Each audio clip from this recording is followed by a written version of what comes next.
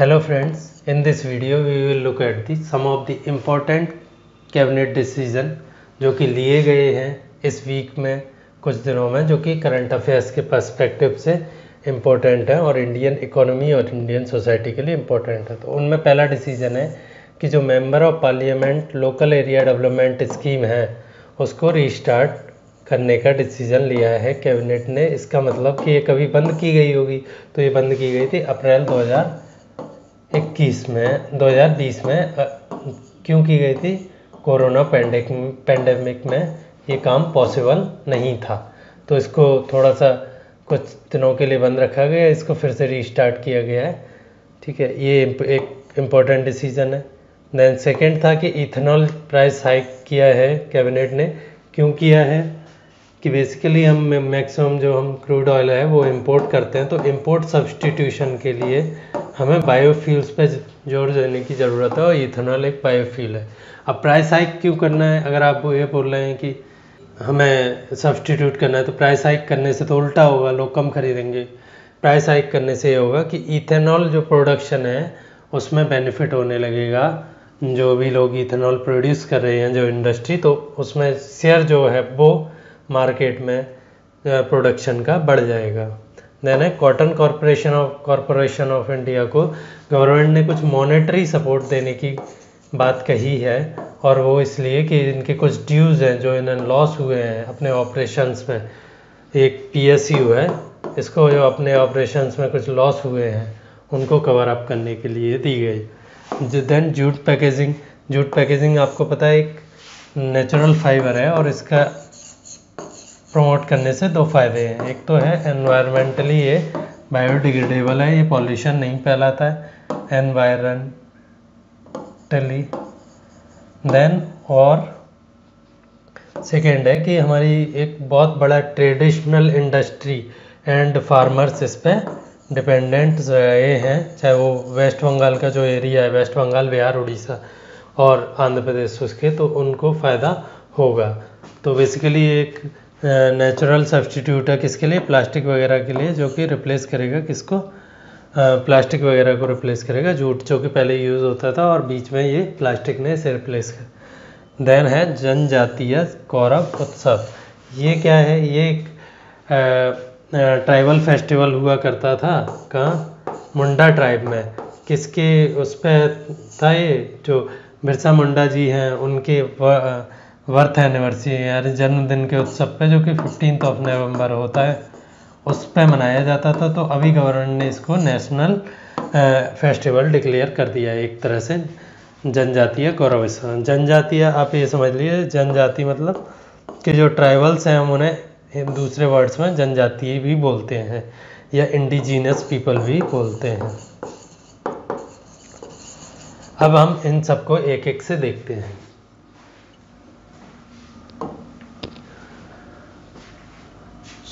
पहले देखते हैं MP लैट्स का, या member of parliament local area development scheme. इसको क्या किया है कैबिनेट ने? ऑन वेडनेसडे 10 नवंबर को इसको फिर से रीस्टोर या रीस्टार्ट करने की बात कही है, और for the reminder of the year, जो भी बाकी का साल बचा है 2021-22, उसके लिए इन्होंने इसे रीस्टार्ट करने की बात की है।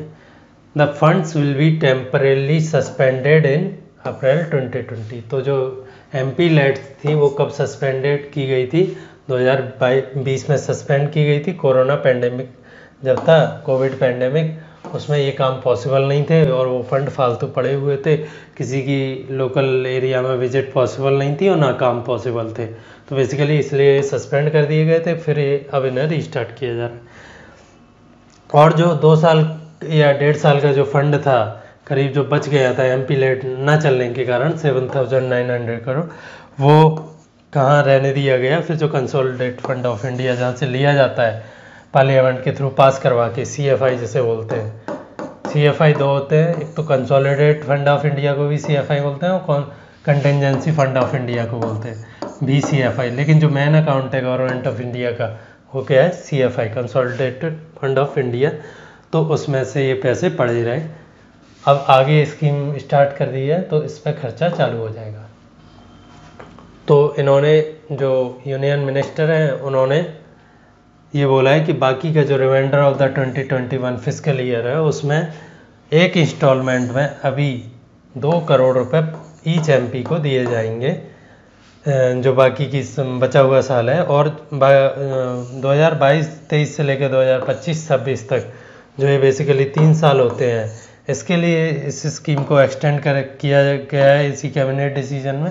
और उसमें इनको पर एमपी को पर ईयर कितना दिया जाएगा, 5 crore rupees at in 2 installments of each of rupees 2.5, मतलब 2.5 करोड़ की 2 किस्तों में आपको 5 करोड़ पूरे साल के लिए मिलेगा अगली साल से। इस साल कितना मिलने वाला है रिमाइंडर ऑफ द ईयर के लिए, सिर्फ 2 करोड़ पर एमपी। ठीक है, ये काम आपको लोकल एरिया में करवाने हैं।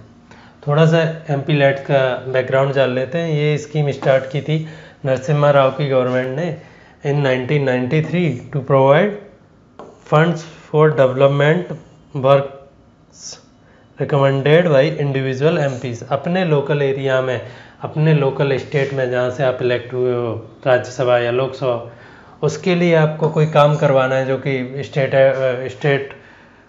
या फिर सेंट्रल स्कीम के थ्रू नहीं हो रहा है, या जो कि डिस्ट्रिक्ट एडमिनिस्ट्रेशन नहीं करवा पा रहा है, वो आप फंड देके डिस्ट्रिक्ट एडमिनिस्ट्रेशन के थ्रू ही बेसिकली आप एमपी क्या करेगा, मिनिस्ट्री से फंड मांगेगा, इसे फंड मिलेगा। बेसिकली इसे फंड नहीं मिलेगा, ये फंड का प्रपोजल मिनिस्ट्री को देगा। किसको? Ministry of statistics and programme implementation, MOSPI से ये प्रपोजल भेजेगा। और एक ये प्रपोजल की कॉपी किसको भेजेगा? जो डिस्ट्रिक्ट मजिस्ट्रेट है, जो DM है, उसे। तो ये फंड सैंक्शन हो जाएंगे और सीधे किसके पास जाएंगे? DM के पास। अब ये DM की जिम्मेदारी बनती है कि इस काम को जो MP के द्वारा रिकमेंड किया गया है और जिसका फंड उस स्कीम से आया है, MP के थ्रू आया है, मेंबर ऑफ उस काम को जल्दी से जल्दी स्टार्ट करवा के फिनिश करवाएं। ठीक है, तो ये प्रोसेस भी हो गई इसकी। इसके कुछ मेन पॉइंट देख लेते हैं हम कि ये 23 दिसंबर 1993 में ये स्कीम लॉन्च की गई थी। और इसके ऊपर पर एमपी पर एनम कितना मिलता है? 5 करोड़ रुपए मैंने अभी बताया। किसके लिए? To take development project in their constituency. अगर उनकी कॉन्स्टिट्यूएंसी, अगर वो लोकसभा के हैं तो वो उनकी कॉन्स्टिट्यूएंसी में ही करवा सकते हैं। अगर वो राज्यसभा से MP हैं तो स्टेट में कहीं भी करवा सकते हैं। और अगर वो राज्यसभा से नॉमिनेटेड MP हैं तो पूरे देश में कोई भी एक डिस्ट्रिक्ट चूज़ कर लें, वन डिस्ट्रिक्ट, उसमें वो अपना काम करवा सकते हैं। ठीक है, applicable to both Lok Sabha and Rajya Sabha MP, चाहे वो नॉमिनेटेड हो चाहे इलेक्टेड हो। और इसमें एक और चीज़ है कि वो 15% ऑफ जो 5 करोड़ का जो 15% है, 5 करोड़ रुपीज़ का 15% आपको, अगर आपके डिस्ट्रिक्ट में जिसमें आपने वर्क कर रहे हैं उसमें अगर शेड्यूल्ड कास्ट पॉपुलेशन है तो 15% उनके वेलफेयर पे खर्च करना है, उनके लिए जो काम हो रहे हैं उनमें खर्च करना है। और एटलीस्ट 7.5% अगर शेड्यूल्ड ट्राइब्स पॉपुलेशन है तो उनके लिए खर्च करना है। तो ये तो था हमारा MP लैट्स स्कीम और इसके करंट डेवलपमेंट के बारे में। अब हम नेक्स्ट टॉपिक देखते हैं, ये क्या है। तो बेसिकली सेकंड है इथेनॉल प्राइस हाइक। मैंने जैसे कि आपको बताया कि इथेनॉल क्या है, एक बायोफ्यूल है। अगर आप लोगों को नहीं पता है कि बायोफ्यूल क्या होते हैं, बेसिक कैसे डिराइव होते हैं ये, और कितनी जनरेशन्स हैं बायोफ्यूल्स की, तो प्लीज़ हमारा एक वीडियो देखें जो कि ऑलरेडी डला हुआ है चैनल पे, किस नेम से, बायोफ्यूल से। और दूसरा वीडियो है बायोफ्यूल पे हमारा, एक तो ये हो गया, एक टाइप ऑफ बायोफ्यूल। मैं उनकी लिंक आपको इसके डिस्क्रिप्शन में शेयर कर दूंगा। ठीक है, तो इथेनॉल आप इतना समझ लीजिए एक बायोफ्यूल है, जो कि एक ऐसा फ्यूल जो कि बायोमास से डिराइव्ड है। तो इथेनॉल के प्राइस हाइक किए हैं गवर्नमेंट ने। इथेनॉल, आप सबको पता है कि हम लोग क्या कर रहे हैं, क्रूड ऑयल इंपोर्ट करते हैं। Maximum 70% of India's crude oil is important, rest 30% is produced domestically. तो 70% हम इंपोर्ट कर रहे हैं, तो उसकी वजह से जो प्रॉब्लम है, चाहे वो BOP की हो, बैलेंस ऑफ पेमेंट की हो, यानी कि हमें जो खरीद रहे हैं बाहर से वो ज़्यादा है एज़ कम्पेयर टू जो हम एक्सपोर्ट कर रहे हैं, बेच रहे हैं बाहर के लिए, वो कम है। तो जो BOP की प्रॉब्लम आती है, ट्रेड डेफिसिट की जो प्रॉब्लम आती है, ठीक है। एक तो ये प्रॉब्लम है, दूसरा डिपेंडेंसी है हमारी, कभी भी हमें दूसरों पर डिपेंडेंसी है हमारी अपनी एनर्जी नीड्स के लिए। तो एनर्जी सिक्योरिटी की जब बात आती है वहाँ ये बात भी आती है कि हम क्यों न ऐसा सोर्स स्टार्ट करें, ऐसा व्यवस्था करें, चाहे वो रिन्यूएबल एनर्जी हो, ये basically biofuels are a part of renewable energy programme, क्योंकि हम इन्हें बार बार फसल उगा के बार बार बना सकते हैं कि land of patch of land से। तो ये एक रिन्यूएबल एनर्जी का, तो चाहे सोलर हो, चाहे विंड हो, चाहे बायोफ्यूल्स हो, ये सारे के सारे रिन्यूएबल में आते हैं और कैबिनेट या गवर्नमेंट इनको प्रमोट करने की कोशिश कर। उसी विड में गवर्नमेंट ने क्या किया है, इनके price of ethanol extracted from sugar cane, जो गन्ना है शुगर कैन, उससे जो इथेनॉल बनाई जा रही है देश में, उसके प्राइस को बढ़ा दिया है, बेसिक प्राइस को गवर्नमेंट ने, कि एटलीस्ट इतने से हमने इसे बढ़ा दिया है। तो इससे क्या होगा, जो फैक्ट्रीज जो चल रही हैं, फैक्ट्री जो इथेनॉल प्रोड्यूस कर रही हैं, और जो फार्मर्स उस फैक्ट्री में अपना ये क्या दे रहे हैं, इनपुट दे रहे हैं, जैसे कि क्रॉप का, ठीक है, शुगर कैन की क्रॉप का जो इनपुट दे रहे हैं, वो इन फैक्ट्रीज़ को प्रॉफिट होगा तो इन फार्मर्स को होगा, इन फार्मर्स को होगा और इन फैक्ट्रीज़ को होगा, तो ये फैक्ट्रीज़ क्या होगा, प्रमोशन होगा इन सब का, ये बढ़ावा मिलेगा इन्हें, और इससे इसका जो प्रोडक्शन क्या है, इंक्रीज हो जाएगा। तो इससे क्या हो जाएगा, प्रोडक्शन इंक्रीज हो जाएगा, ठीक है। तो बेसिकली हमें यही करना है, हमें अपना जो इम्पोर्ट डिपेंडेंसी है वो कम करनी है फर्दर। इसका एक तो हो गया dependency on the crude imports, ये कम हो जाएगी, दिस विल गो डाउन, और पॉजिटिवली इम्पैक्टिंग द एनवायरनमेंट, क्योंकि ये जो फ्यूल्स हैं, बायोफ्यूल्स, ये थोड़े से carbon neutral, completely carbon neutral नहीं होते हैं। आपको अगर नहीं पता है कार्बन न्यूट्रलिटी क्या होती है, तो प्लीज़ हम लोगों ने एक वीडियो ऑलरेडी बना रखा है, आप उसे देखिए, ठीक है। तो ये थोड़े कार्बन कम एमिट करते हैं as compare to other fossil fuel, ठीक है। कार्बन कंप्लीटली कार्बन न्यूट्रल नहीं होते हैं, तो ये एनवायरमेंटली फॉसिल फ्यूल से अच्छे होते हैं, they are better than the fossil fuel. And lifes of the farmer, apart from ये जो दो हमें बेनिफिट है, एक तो एनवायरनमेंट का है और एक डिपेंडेंसी ऑन इम्पोर्ट है, वो दोनों कम होंगे। उसके अलावा फार्मर्स की जो लाइफ्स हैं वो सुधरेंगी, मैंने आपको बता दिया है कैसे, और जो फैक्ट्रीज़ हैं और लाइवलीहुड है इससे वो भी जनरेट होगा। देश में ही, अगर हमारे देश में ही कोई चीज़ प्रोड्यूस होगी जिसे हम देश में ही कंज्यूम कर रहे हैं, तो ऑब्वियसली देश में क्या है, इंडस्ट्री का प्रमोशन होगा, मेड इन इंडिया का प्रमोशन होगा, मेड इन इंडिया का प्रमोशन होगा और जॉब्स मिलेंगी। तो ये 3-4 बातें आपको याद रखना है। 3 तो ये हो गई, environment, farmers, import dependency, industry. चौथी क्या हो जाएगी, self sufficiency and made in India, और 5वीं क्या हो जाएगी, जॉब क्रिएशन, ठीक है।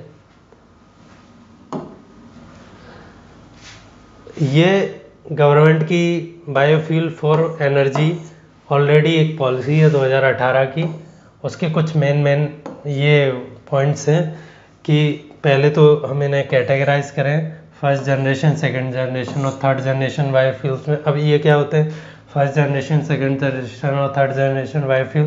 तो बेसिकली आप जिस मटेरियल से बायोफ्यूल बना रहे हो प्रोसेस करके, अगर वो फूड है, वो एडिबल क्रॉप है, तो वो फर्स्ट जनरेशन बायोफ्यूल।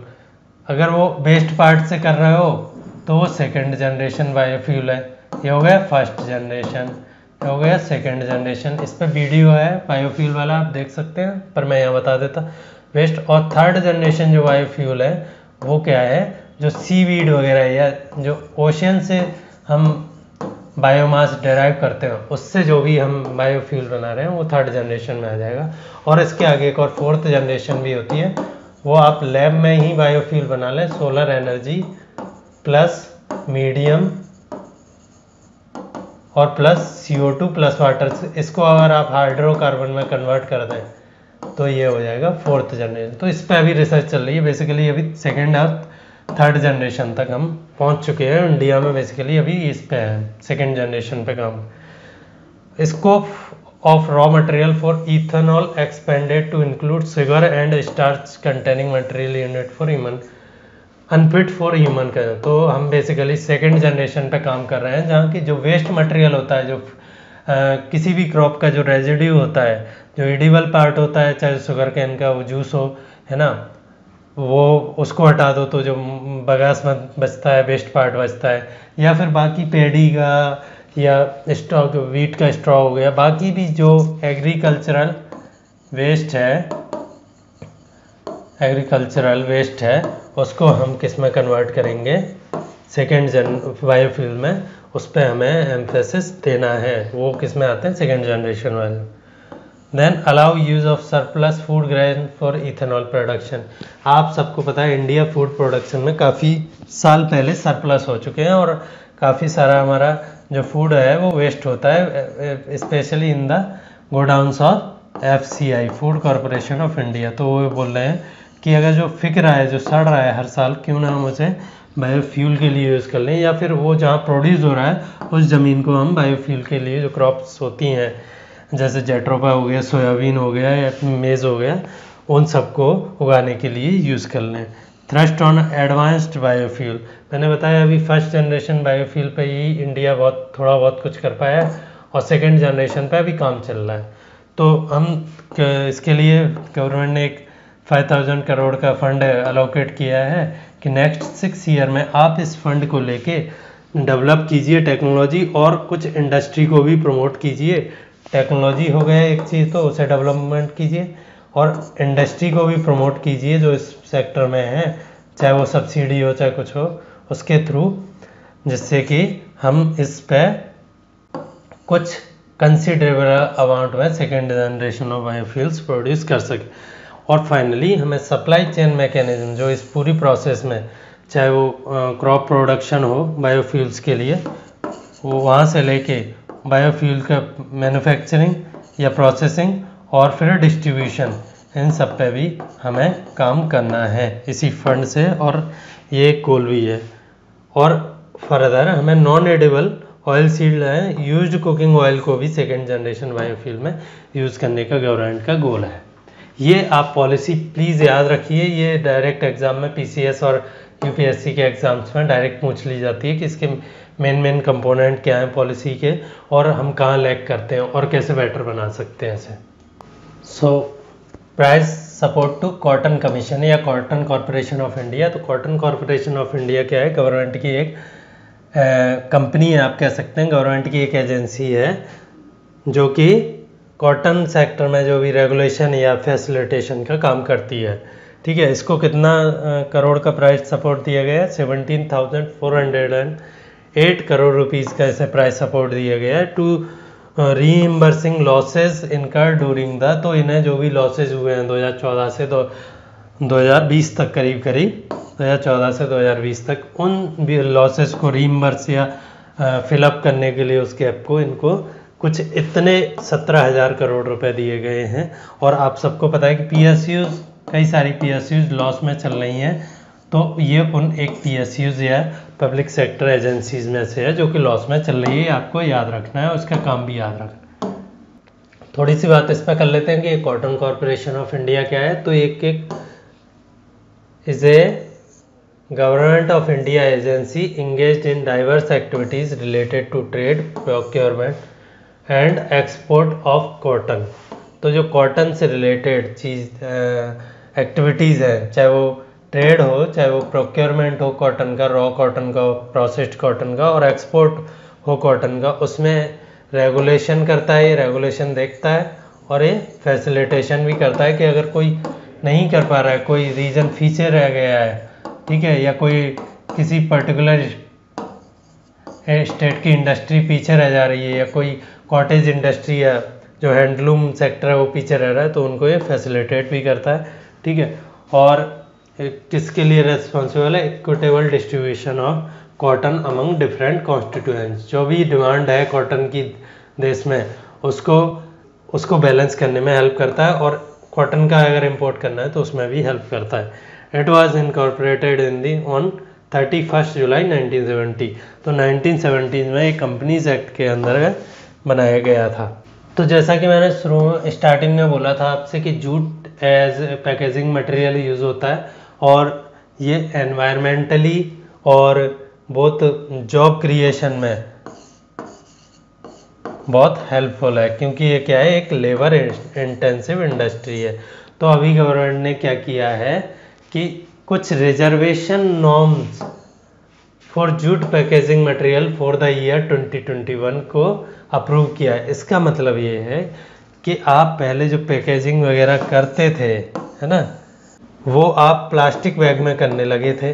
पहले तो ये कॉटन जूट इसी में होता था, जूट की जो मटेरियल था करीब 20-50 साल पहले, लेकिन अभी ये प्लास्टिक में होने लगा। गवर्नमेंट ने बोला है कि नहीं, अब जो होना है वो ये है कि जो 100% of the food grains and, तो 100% मतलब जो फूड ग्रेन की जो पैकेजिंग है, चाहे वो सीरियल्स हो, पल्सेज हो या ऑयल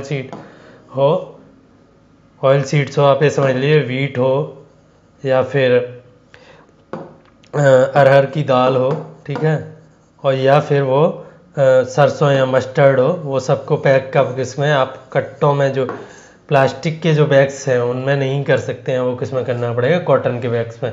और एटलीस्ट 20% ऑफ द जो शुगर है जो कि कहाँ प्रोड्यूस हो रही है, किसी फैक्ट्री में प्रोड्यूस हो रही है। शुगर कहाँ बेसिकली फैक्ट्रीज या शुगर फैक्ट्रीज जो होती हैं उनको ये मैंडेटरी है कि वो अपनी एटलीस्ट 20% ऑफ द जो प्रोडक्शन है वो किस में पैक करें, जो जूट से प्रोड्यूस बैग हैं उनमें पैक करें। देन लास्ट टॉपिक है जो करंट न्यूज़ में रहा है और कैबिनेट ने जिस पर डिसीजन लिया है वो है जयंती गौरव दिवस। तो ये क्या है, कैबिनेट ने अप्रूव किया है declaration of November 15 the birth anniversary of Birsa Munda, the famous rebel leader against the British empire in the British empire के जो खिलाफ जो फेमस रेबल लीडर था ट्राइबल्स का इन झारखंड एरिया, झारखंड जो रीजन है जो उसमें मुंडा ट्राइब्स का जो रेबल लीडर था बिरसा मुंडा जी, जो करीब 1900 तक इनसे लड़ते रहे थे, ईयर 1900 तक, उनकी जो बर्थ एनिवर्सरी है उसको एज ए नेशनल फेस्टिवल मनाने का डिसाइड किया है and planning to hold week long celebration till November 2022। और इस साल ना सिर्फ वो हर ईयर 15 नवंबर को जयंती गौरव दिवस पूरे इंडिया में मनाया जाएगा, बल्कि इस साल उन 15 नवंबर से लेकर 22 नवंबर तक जो पूरा वीक है उसको वहाँ सेलिब्रेट किया जाएगा पूरे इंडिया में उनके नाम से। और उनके जो आइडियल्स थे इंडिपेंडेंस से जुड़े हुए या फिर ट्राइबल्स की ऑटोनॉमी से रिलेटेड जो आइडियल्स थे, उनको आइडियल्स को चेरिश करते हुए इसे पूरे इंडिया में सेलिब्रेट किया जाएगा आज के बाद हर एक ईयर। सो फ्रेंड्स, ये तो था आज का करंट अफेयर्स और हम लोग कोशिश कर रहे हैं कि डेली ऐसे ही आपको करंट के जो कुछ 4 से 5 इम्पोर्टेंट टॉपिक जो डेली रहते हैं उनको उसी दिन या अगले दिन करवा दें, जो कि आपके हर एक एग्ज़ाम के लिए, चाहे वो UPSC हो या फिर वो PCS हो, उसमें काम आ जाए। और ये बहुत शॉर्ट रहेंगे और जैसे कि आप लोगों ने डिमांड किया था, हम ये डेली और रेगुलर बेसिस पे करने की कोशिश करेंगे। Thank you.